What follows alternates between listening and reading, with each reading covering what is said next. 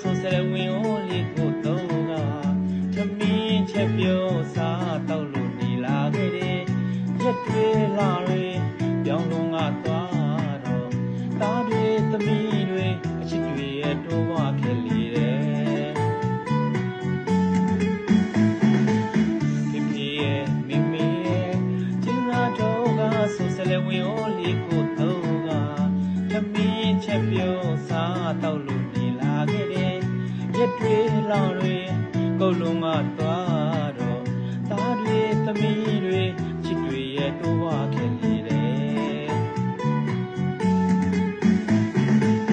ဆလဲဝင်ဒီဟိုကလုံလောက်မှုကိုမပြေးစွမ်းနိုင်ရဲ့သားတွေသမီးတွေကုတ်လုံးစားနိုင်ရဲ့